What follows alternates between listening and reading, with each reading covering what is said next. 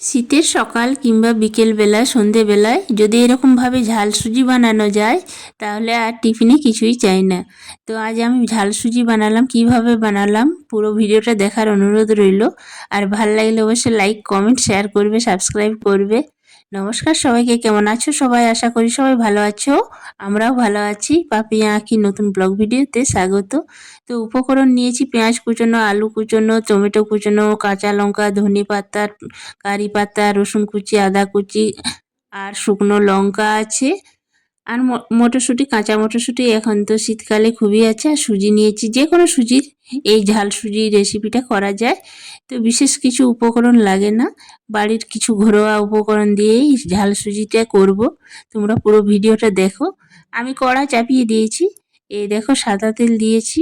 সাদা তেলের মধ্যে আমি শুকনো লঙ্কাটা ফোড়ন দেব তেলটা গরম হয়ে এলে। তো আমি শুকনো লঙ্কা দুটো ভেঙে ফোড়ন দিলাম। তো আমি প্রথমে একে একে সব সবজিগুলো দিয়ে দেব। প্রথমে কারি পাতাটা দিলাম যেন ক্রাঞ্চি ভাবটা আসে, সেই জন্য। নরম থাকলে কিন্তু ভালো লাগবে না। আর আমি ধনে পাতাটাও দিয়ে দেব, কারণ ধনে পাতাটাও যেন ক্রাঞ্চি ভাব আসে, সেই জন্য। নইলে কিন্তু এটাও ভাল লাগবে না। সেই তরকারিতে যেমন নরম থাকে ধনে পাতাটা, তাহলে তরকারির মতন ধনে পাতাটা নরম থাকলে ভাল লাগবে না। তার জন্য ধনে পাতাটাও যেন ক্রাঞ্চি ভাবটা আসে, সেই জন্য আমি মানে তেল গরমের উপরেই দিয়ে দিলাম, মানে পরে দিইনি। এটাও মানে ভেজে একদম খটখটে হয়ে যাবে, সেই জন্য। তো ভালো করে ভাজা হয়ে গেছে। এবার আমি দিয়ে দিচ্ছি আলু কুচোনো।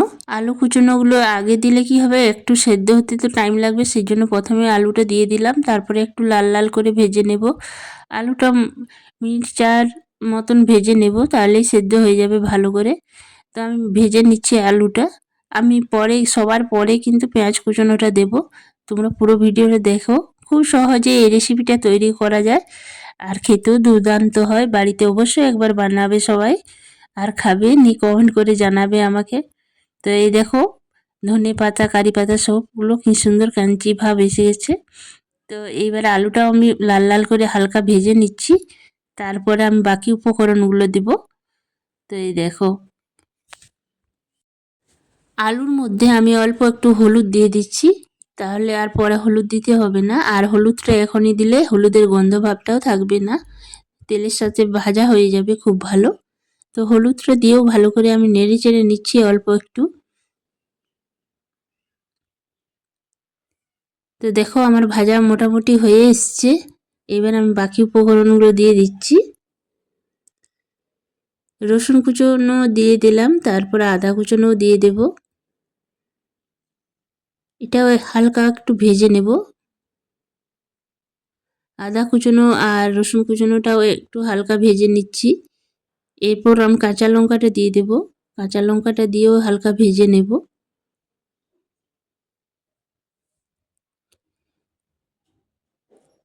ঝাল যে যেমন খাবে সেরকম দিবে। আমি একটু বেশিই খাই আমরা, সেই জন্য একটু বেশিই দিলাম। আমার ছেলেরা খেতে পারে ঝাল। আর কাঁচা লঙ্কার ঝাল খাওয়াটা মানে শরীরে ক্ষতিকর নয়, ভালোই। দিয়ে দিলাম মটরশুঁটিগুলো। এখন তো শীতকালে মটরশুঁটি খুব আছে, মানে প্রচুর পরিমাণে পাওয়া যায়।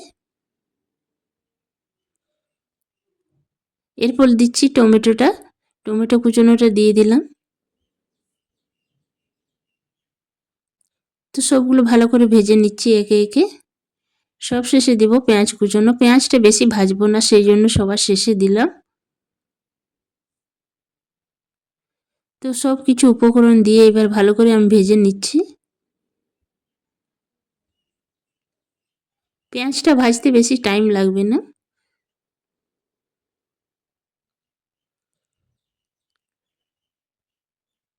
তো হালকা একটু ভাজা হয়ে গেলেই পেঁয়াজটা আমি দিয়ে দেব সুজি। এরপর আমি সুজিটা দিয়ে দেব পুরো।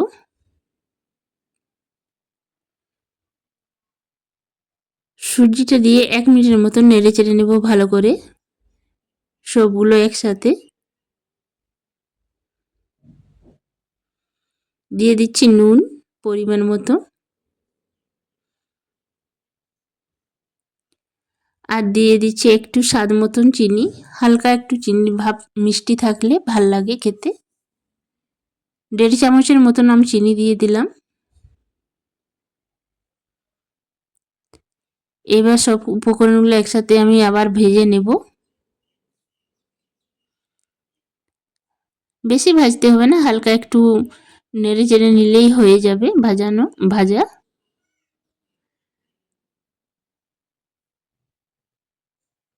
এই দেখো, দেখতে খুব সুন্দর লাগছে। তো এইভাবেও ঢাকা দিয়ে দিয়ে অনেকে করে, আমি দেখেছি ঢাকা দিয়ে দিয়ে মানে সেদ্ধ হবে। আমি কিন্তু জল দিয়ে দিয়েই করব।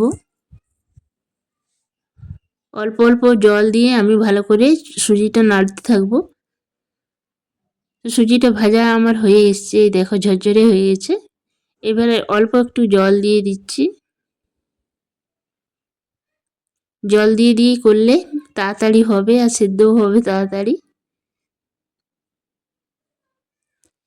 তো আমি অল্প করে জল দেব, যেমন দুধ দিয়ে সুজি করা হয় একসাথে, অনেকটা দুধ কিংবা জল দেওয়া হয়, সেরকম করব না। অল্প অল্প জল দিয়ে আমি সুজিটা নাড়তে থাকবো। তো অল্প একটু জল দিয়ে আমি ভালো করে নেড়ে নিলাম। তো আরও একটু জল দেব, মানে অল্প অল্প জল দিয়ে আমি ঝরঝরে করে ভেজে নেব।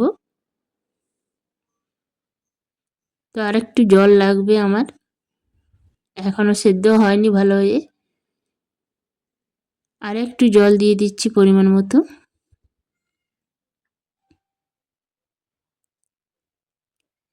তো আবার জল দিয়ে দিলাম।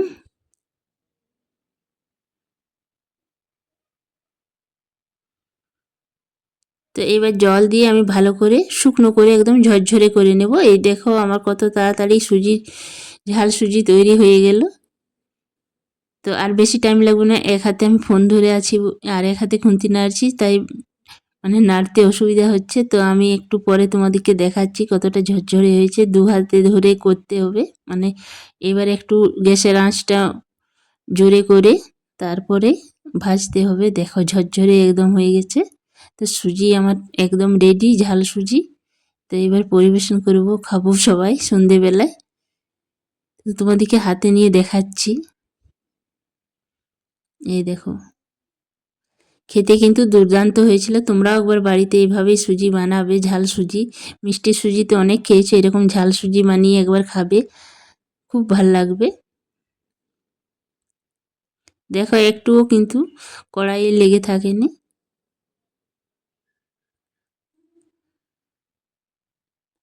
তো এবার আমার ছোট ছেলেকে দেব। তো তোমরা কিন্তু অবশ্যই একবার বাড়িতে করে খাবে। এই দেখো কত সুন্দর হয়েছে, একদম ঝরঝরে সুজি। এবার আমার ছোট ছেলেকে দিয়ে দিচ্ছি, সন্ধ্যেতে টিফিন খাবে। তো দেখো কতটা লোভনীয় হয়েছে, কত সুন্দর হয়েছে, দেখতে তো সুন্দর হয়েছে, খেতেও কিন্তু দুর্দান্ত হয়েছিল। তো এবার আমার ছেলের মুখে শুনবে কেমন হয়েছে। টিভির সাউন্ডটা জোরে থাকে, তার জন্য আমি এইরকম ভয়েস দিয়ে আর মানে বলতে পারিনি।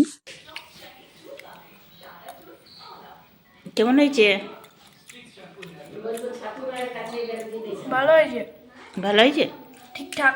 ঠিকঠাক।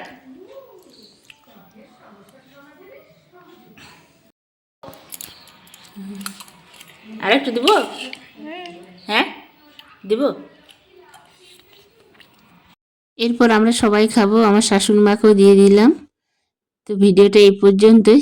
শাশুড়ি ভালো হয়েছে, খুব ভালো।